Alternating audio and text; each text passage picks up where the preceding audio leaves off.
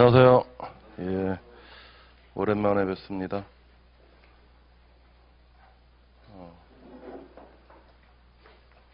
오늘부터 객관식 들어갈 텐데요.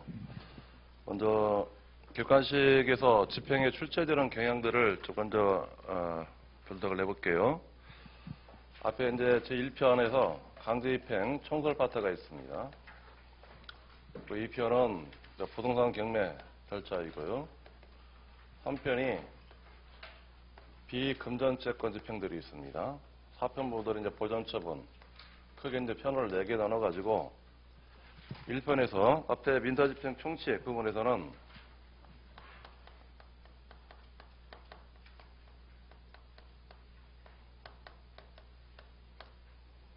총설에서는 오늘 배우게 될 집행기관 파트하고 민사집행에서 분류 방법이 있습니다. 집행에서 분류 방법 두 가지가 있는데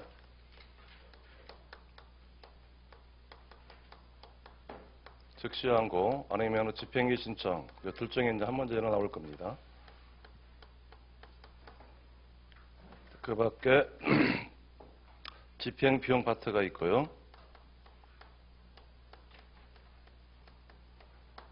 그 밖에 집행에 관해서 담보나 공탁하는 것들이 있습니다. 집행에 관한 담보나 보증 제공, 공탁하는 경우 이게 집행 공탁하는 문제입니다.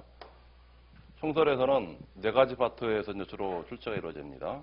여전히 집행기관 파트하고 분류 방법 부분하고 집행비용 파트 이 부분들은 그동안 여러 번 출제된 부분이기 때문에 잘 체크하셔야 되고요. 이 편에서 강제입행 총설에서는 여기에서도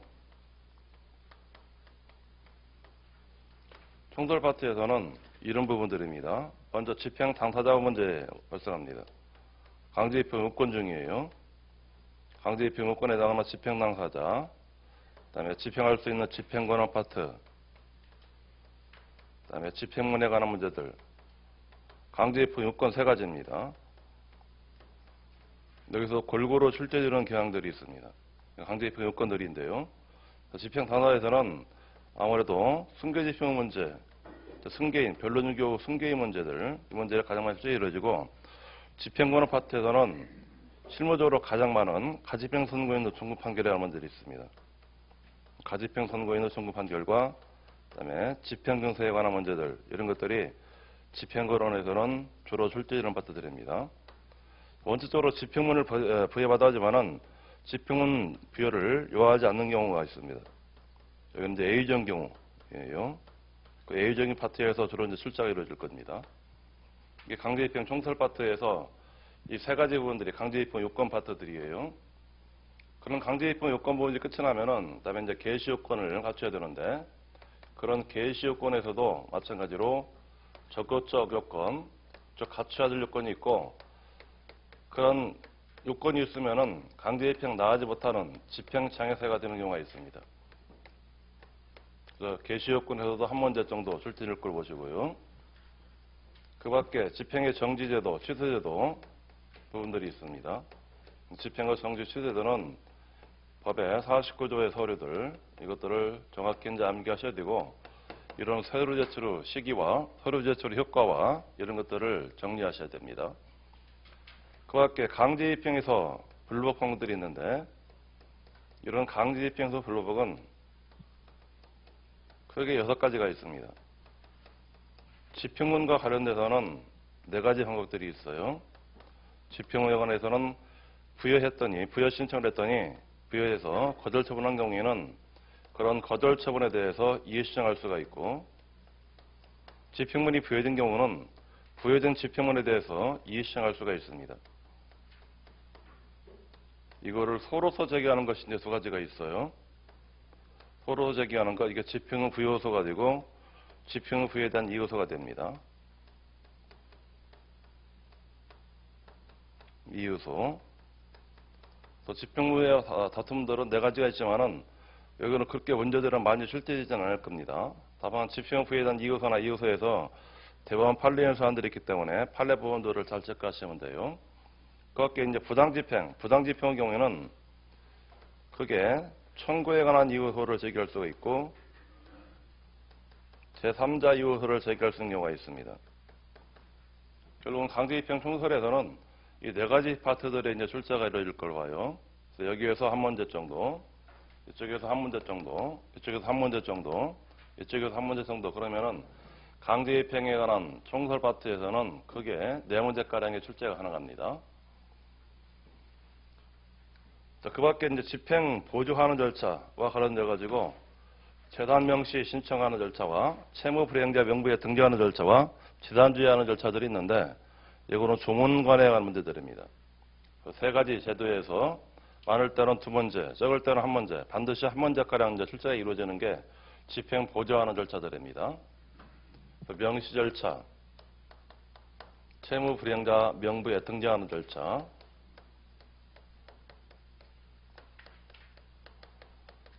그다음에 재산주의하는 절차, 이 세 가지 절차들을 조문을 놓고 고민하면서 조문에 관한 내용들을 이제 암기하셔야 돼요. 여기서 이제 한 문제 내지 두 문제가량은 이루어집니다.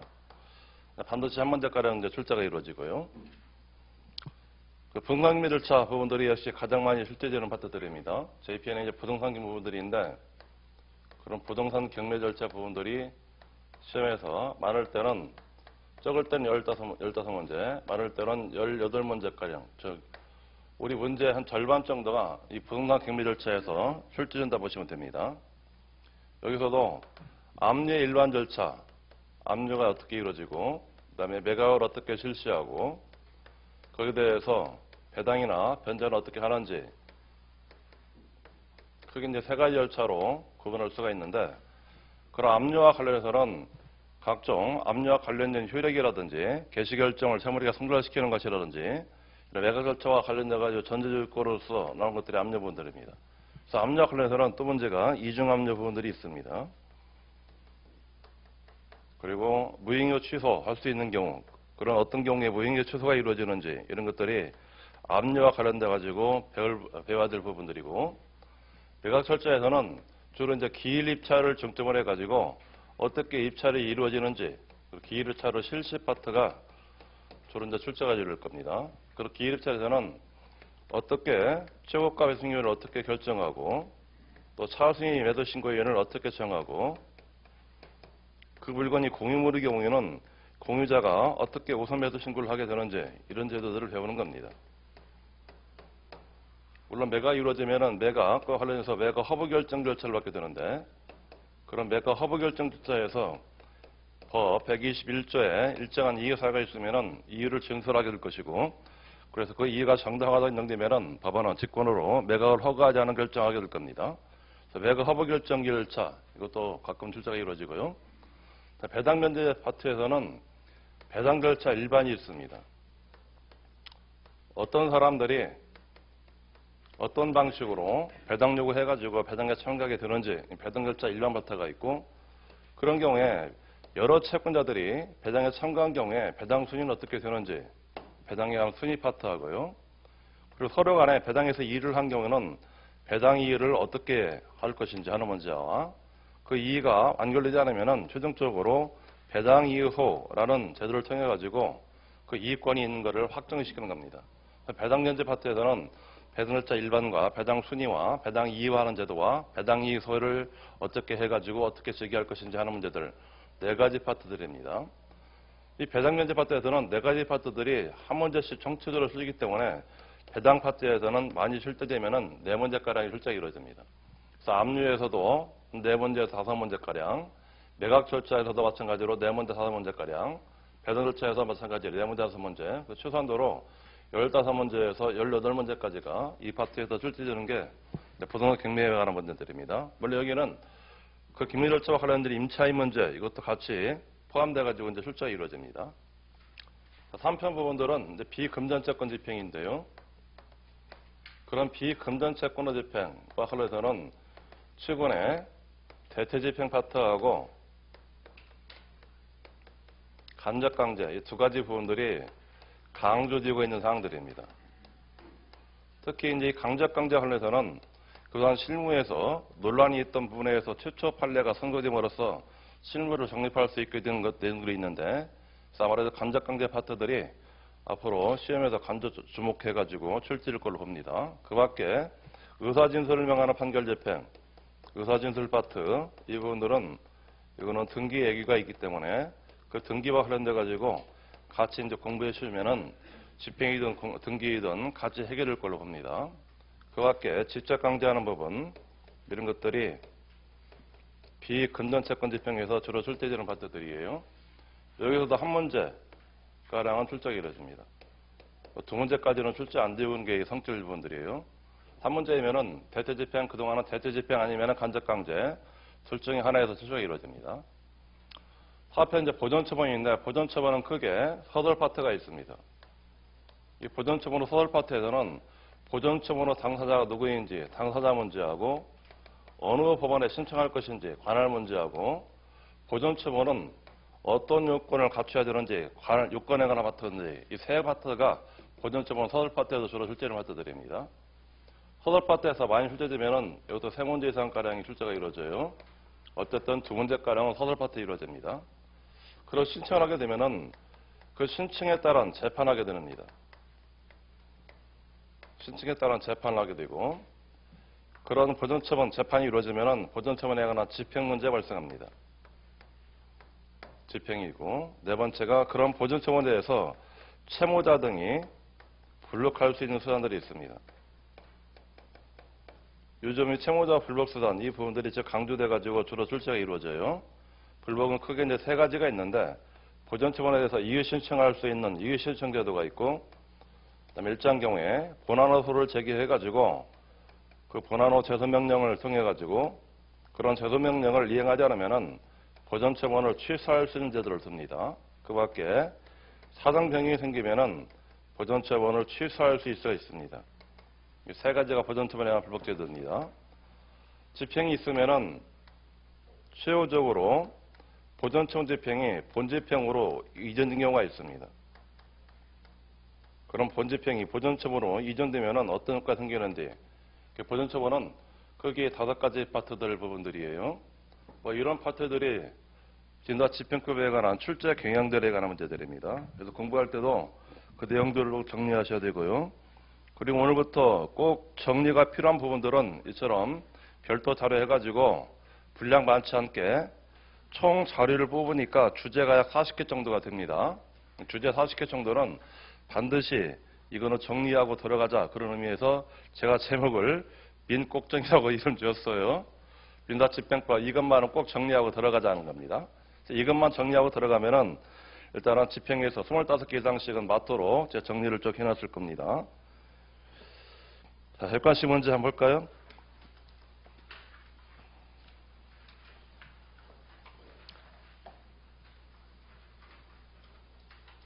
강의를 되도록이면 진도 예정표가 있죠. 진도 예정표에 있는 그 범위 내에서 강의를 진도시킬게요.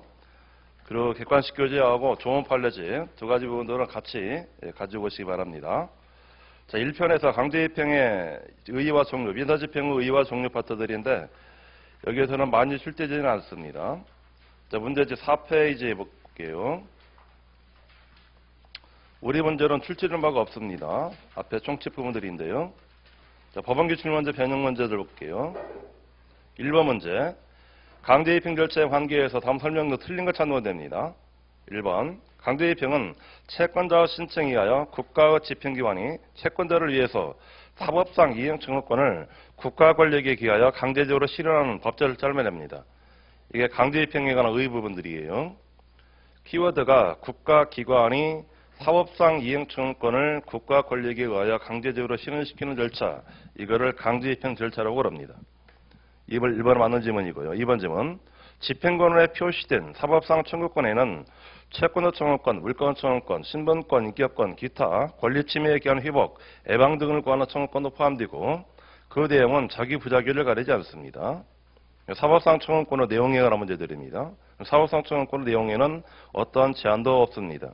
그리고 사법상 청구권이 금전채권이든 비금전채권이든 전부 다 강제집행할 수 있는 그런 의미가 되는 겁니다. 3번 질문. 강제집행은 대부분 이행 판결에 대해서 인용되지만은 확인 판결이나 형성 판결의 경우에도 그 판결 이후에 채무자의 이행 의무가 구체적으로 명시어 적시되어 있다면 이를 근거로 강제입행할 수가 있다.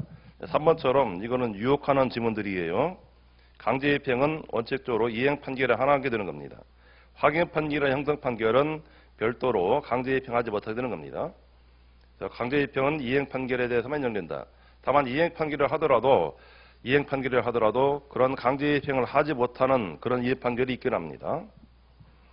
3번이 틀린 지문이고요. 4번 지문은 판결 절차는 권리의 확정을 목적으로 하고 심리의 공평, 신중이 요청되지만은 강제입행 절차는 권리 실현을 목적으로 하고 권리의 신속과 확실한 실현과 채권자의 이익 보호가 요청되는 겁니다.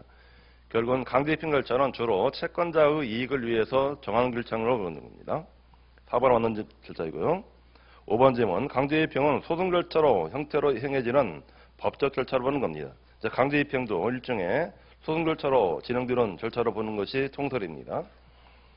1번 문제 부분들은 이런 문제들 우리 문제로 절대 안 들을 거 봐요. 2번 문제는 동그라미 하시고 이제 체크하셔야 됩니다. 반드시 채무자를 신문할 경우가 있습니다. 거기 박스에 필요적 신문할 규정들, 거기 필요적 신문 규정들이 몇 가지 있을 텐데요. 박스에 있는 내용들로 먼저 보죠. 필요적 신문 첫 번째, 집행법원이 추심명령에서 채무자 신청에 따라 압류액수를 제한할 때는 반드시 압류 채권자를 신문하도록 되어 있습니다. 이게 추심액의 제한허가 사건들이에요.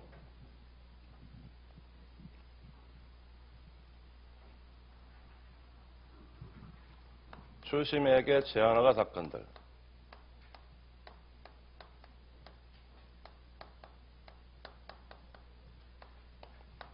하게 되면은, 이 신청을 하게 되면은 반드시 추심액의 제한허가 신청은 이거는 압류 채무자가 할 겁니다. 신청은 압류 채무자가 하게 될 거예요. 압류 채무자가 이거를 신청하게 되면은,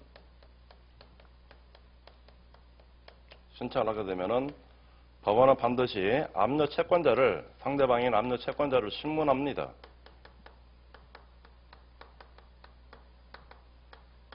이처럼 어떤 자를 신문하도록 된 그 절차가 있으면은 그런 신문 부분들은 법관의 일종의 대면권을 보장하는 절차가 되는 겁니다. 이런 경우는 그 절차는 사법보장관이 처리하지 못하고, 사법보장관 업무가 아니라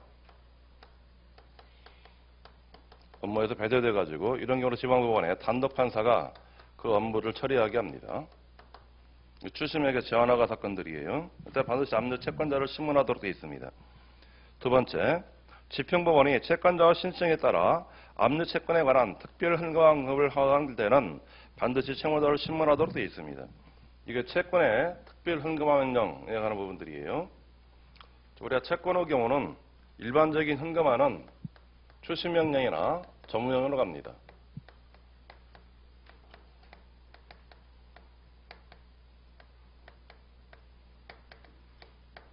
241조 규정들이에요.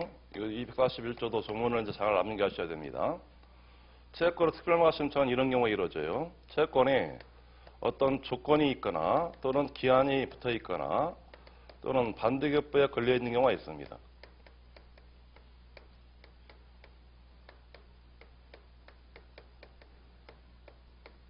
이로 인해서 채권이 그런 일반적인 흥금화하기가 어려운 경우에는 그때는 이 신청을 압류 채권자가 신청합니다.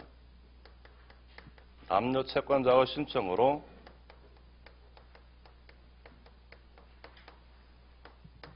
그런 특별 흥금화하는 방법들은 크게 이제 네 가지가 있습니다. 우리 법에는 그 세 가지예요.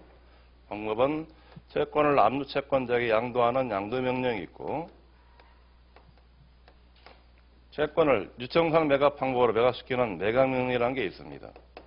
또는 채권의 관리를 통해 가지고 수익을 모아서 채권자와 채권에 지급해 가로하는 방법, 양도명령, 매각명령, 관리명령 등이 있습니다. 이 양도명령은 비슷한 게 전무명령과 비슷합니다. 그리고 주로 전무명령에 관한 규정들, 이 규정들을 준용을 합니다. 채권의 특별 흥금한 것들이에요. 신청을 해두면은 그 상대방이 압류 채무자가 됩니다. 압류 채무자를 반드시 신문하도록 되어 있습니다. 이런 신문 절차를 거쳐 들어간 경우는